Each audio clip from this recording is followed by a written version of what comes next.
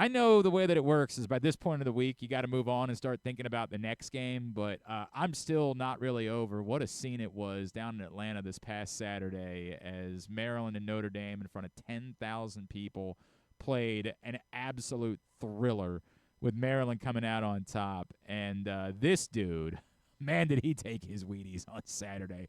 Holy crap, did he make a couple of incredible plays in this game. He is Bel Air native.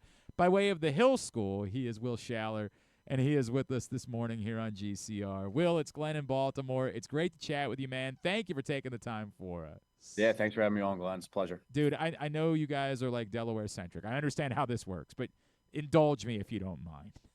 That scene, and you've played in lots of big games, but two teams nowhere close to home, playing in front of a crowd like that in a city that's not traditionally like thought of as being a lacrosse hotbed, although we know Atlanta has become more and more of a lacrosse stranglehold. But what was that like for you guys? Everybody talked about obviously the championship game from a year ago and it being a rematch, but just that atmosphere in that place on that day, how do you describe it? Yeah, I mean, it was incredible. Terp Nation was there, strong and ready to support us. So we're always super fortunate and grateful for that. And again, you can't beat 70 and sunny, great crowd from both teams in a matchup like that we kind of have marked with an X on in a big red circle on our calendar every year. And again, it's all of that, but it's also not making it more than it is. Sure. Right? We understand that it's a lacrosse game, and we're going to have one next week and the week after that, and hopefully all goes to plan for the next 2.5 months. But again, like I said, super fortunate to have that opportunity to play down there. Guys like Braden Erks that get to play on their home turf. So it's awesome for those guys, and shout out to the guys who put it on down there. Georgia Tech, obviously, for hosting us. It was a fantastic experience. Hopefully something we can do down the road in the future. Yeah, they don't give you a national title for being number one after 5 weeks, but it doesn't hurt to be number one after 5 weeks. That's not a bad thing. Will, what does going up against Chris Kavanaugh? What does that do for you? And you faced so many great guys, but like that matchup, it seemed like it really brought the best out of both of you. Yeah, I mean it was awesome. He's a great player. He plays really hard and with a lot of intensity, and a lot of emotion. So I got to tip my cap to him. Obviously he got his a little bit in the game, and that's kind of how playing those type of guys are. Like they're going to do whatever they can do to win, and we just got to do the same back to them. You know what I mean? And hopefully, when the final whistle blows, you're where you want to be. And I think one of the things that has been working in our favor is just the preparation we put into every week and our ability to play as 6/7 guys out there on defense. Right? Like the better we can play together and as a whole defense, the better we'll be. Right? It's not just one guy out there taking it to the goal every time and in a 1v1 fashion. Right? It's about all of us. And to that point, it's about the whole team, right? Everyone knows their role week in, week out. And I can't give enough credit to all 50 guys in our locker room for understanding what that role is and executing it. So again, I'm super grateful for them and all that they do for us week in, week out. And again, what happened on Saturday happened. And like you said, now we're moving on. Right. Being 5-0 in March isn't going to win you the big one. So it's the continuous climb. All right. For people that don't know or haven't seen the play, Griffin's got it. I think we're going to show it to everybody right now. Third quarter scramble. And this happens all the time in lacrosse, right? Where you're just in these scramble situations. Can you walk me through what's going on in your brain in this moment that you're like, oh, Logan's out of the cage. I got to go be the hero right now. Yeah, I mean, look, it starts off with me giving Logan a better pass here, put him in a little bit of a tough spot. And, I wasn't thinking anything about being a hero. I'm just thinking, look, we got to stop this ball from going in the cage. And obviously you got a little bit of that hockey background shining through a little bit, just blocking shots, putting your body on the line. And, instinct just kind of took over at that point. Whatever we can do to stop that ball from going in the cage and get it up to the offense is our job. That's what we do. That's what we signed up for. So, again, I would be lying if I said adrenaline didn't take over a little bit there and just try to make a play on it however I could. And again, 9 times out of 10, that one probably goes in. Hey, man, this was the one. Yeah, right. That's right. And we'll take it. We'll take that one. This is the one. All right, so rank for me as a defender, pole goal, yard sale, diving in to stop what should have, as you point out, 99 times out of 100 been a goal. Rank those three plays as far as what's most electric and what gets the most yelling and screaming when you watch it back in film during the week.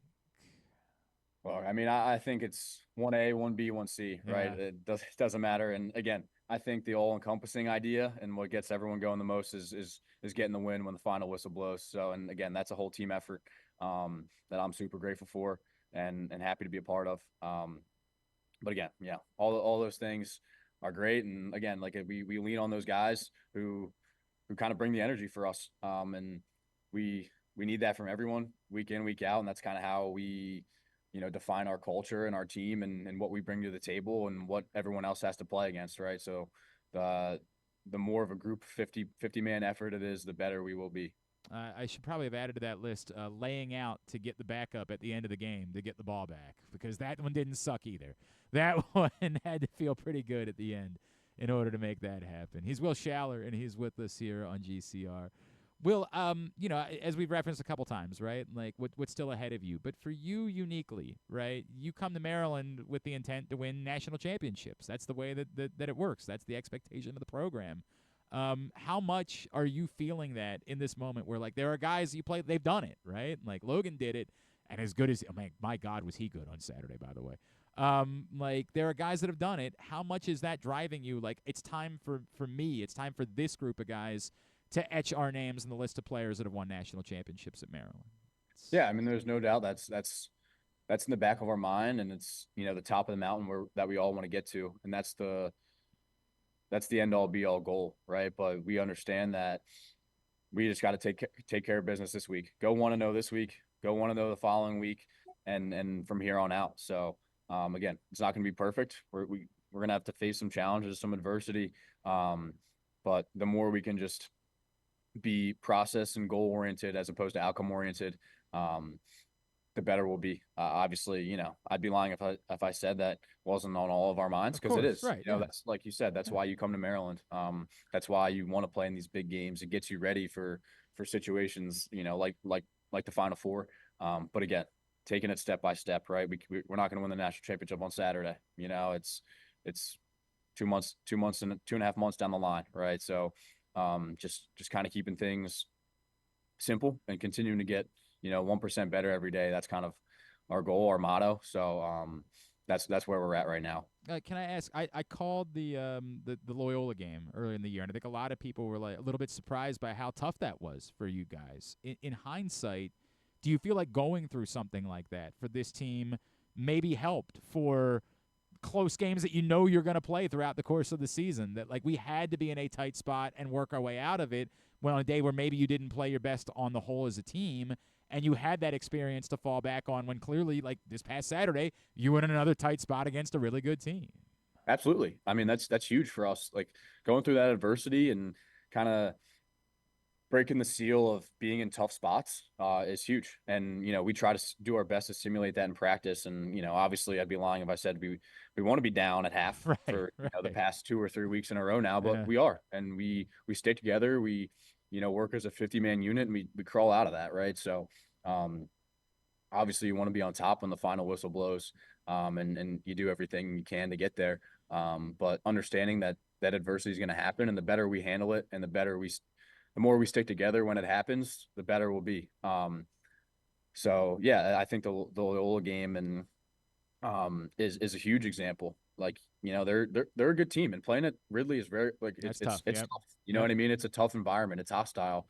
But that's nothing but adding to kind of notch the belt in terms of what we've been through and what we've been through together. That's kind of what I'm emphasizing there, is how we stick together and how we continue to push through in our climb. I want to know a little bit more about your path, Will, right? Like a kid from Bel Air. Tell me about how it ended up being the Hill School and what that did for you to prepare you. And did you always know that you wanted it to be Maryland? Like, were there other schools that you had thought about? And what was the reason why you decided to come to Maryland? Yeah, so hockey took me to the Hill. Okay. I was a hockey player. So that's kind of, what I thought I wanted to do, and kind of take that path. And then, September 1st, junior year rolls around, and I obviously always played lacrosse. My dad was a Penn State alum. he played lacrosse there. So I always grew up playing, obviously, in Maryland and against, ironically, the guys that are now my roommates, Yeah, teammates, sure, right? guys we play against every Right? week. Um, but, you get a call from a guy like Coach Bernhardt on September 1st and, saying maybe you wanted the opportunity to play at a place like Maryland. And again, it's hard to turn down. And I didn't know if I was growing up in Maryland, like I didn't know if I was a Maryland guy at first. And obviously my dad being a Penn State Sure, guy. right? Yeah, Um, that's a little awkward, right? yeah, there's a little bit of friction there. But at the end of the day, I had that gut feeling when it came to this place and the people that are at this place. And that's the most important thing, right? Their idea of being the best in everything that we do, and committing to that kind of brotherhood that lasts a lifetime, right? It's not just the next 4 years of your life; it's the next 40, and that's what really resonated with me the most. Um, and it's been nothing but an honor and a privilege to be able to be down here in College Park and wear the colors. So I've really got nothing but good things to say about my time here and about everyone I've come across, and I'm excited for the rest of the year and next year. That's awesome, man. Do you ever have like the thought? We've seen a lot of lacrosse players, right? You mentioned Coach Bernhardt. We think of Jared, obviously, who did this, and Pat Spence. Do you ever have a thought that like maybe there could be a fifth year and you could still scratch that itch to play hockey? Does that come, or is that like completely out of the equation for you I moving think those forward? days are behind me. Okay, all right. I wish I could say that maybe there was a hope, but I think those days are behind me. I can respect that, and look, it's working out all right for Yeah. you. So I think that decision's okay. And then going into this week, do you guys have to have the conversation of like, hey, that was great, but like we've got to figure out a way to be as up for Delaware as we Yeah. were for Notre Dame on Saturday? Do you have to have that conversation with the guys, or does everybody just know that? Is it just second nature to you all at this point? I don't think it's second nature. I mean, I think we know what this type of week can be for us. And so I would say it's a little bit of an unspoken understanding, but at the same time, like we got to be the more mature team, right? Yeah. We can't look at the number that's next to Maryland's on the rankings, right? We got to be the same Maryland with the chip on our shoulder, underdog mentality, every week, no matter who we're playing, right? So, we know we're going to get their best, and Delaware is a really good squad. So, we gotta approach this week in the same way that we do Notre Dame or Virginia or Hopkins or Penn State, whoever it is. So that's kind of where we're at mentally, with attacking this week and just understanding that nothing's finished yet, right? Nothing's Appreciate it. finished, nothing's Yep. proven for us. And it won't be until we're done, hopefully on Memorial Day weekend. I see the E9. Are you a golfer? I'm not. This is not much of a golfer. I'll hack it around every once in a while, but that's not usually my thing there. Dude, I had to give it up, man. Like it was just so I would keep going out and playing, and it'd just be so embarrassing for me. That Yeah, I mean, I understand. Yeah. I hear you. You want to be good at everything, right? Right, like, why am I putting myself through this? It's Yeah. miserable. I'm just gonna go play tennis, man. I can do Yeah. that. I can't do this. I appreciate it. Will, where can everybody be? Maryland fans be giving you a follow? Are you on Twitter? Are you on Instagram? Anywhere like that? Yeah, both those. Just my name, number. So again, I Give him. just try to keep it, about the team and about what matters out on the field there I appreciate in it. Maryland Stadium on Saturday. So Will, you're a hell of a player, man. It's a lot of fun to watch you play. Looking forward to what we see the rest of the way. Thank you for taking the time for us this morning, man. We really appreciate it. We look forward to doing it again, all right? yeah, thank you very much, Glenn. It's been a pleasure.